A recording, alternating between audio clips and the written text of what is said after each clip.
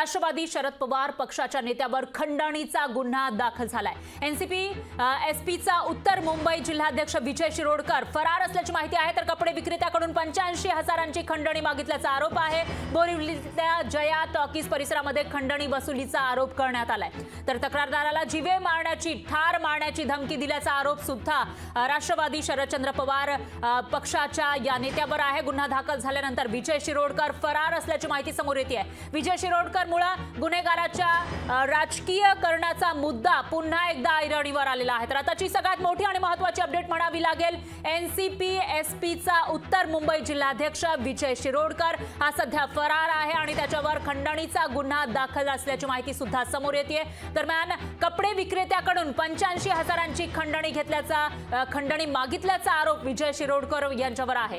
तर बोरिवली मधल्या जया टॉकीज परिसरामध्ये खंडणी वसुलीचा आरोप सुद्धा करण्यात आलेला आहे आणि विजय शिरोडकर ज्याच्यावर गुन्हा दाखल झाला आहे खंडणीचा, त्याचबरोबर जो आता फरार आहे तो विजय शिरोडकर राष्ट्रवादी शरद पवार गटाचे हे जे नेते आहेत त्यांच्यासोबत आणि आंदोलनामध्ये सुद्धा आपल्याला पाहायला मिळतोय हाच विजय शिरोडकर आहे जो सध्या फरार आहे। राष्ट्रवादीच्या रुपाली चाकणकर या आपल्या सोबत जोडल्या गेलेल्या आहेत, त्यांची प्रतिक्रिया आपण घेऊयात। रुपाली ताई, एक मोठा नेता मुंबईमधील शरद पवार गटाचा विजय शिरोडकर ज्याच्यावर खंडणीचा गुन्हा आहे, जीवे ठार मारण्याची धमकी दिली आहे आणि इतरही गुन्हे आहेत, पण तो आतापर्यंत पदावर होता, काम करत होता आणि आता जेव्हा गुन्हा दाखल झालाय तेव्हा तो फरार असल्याचं कळतंय, तुमची काय प्रतिक्रिया?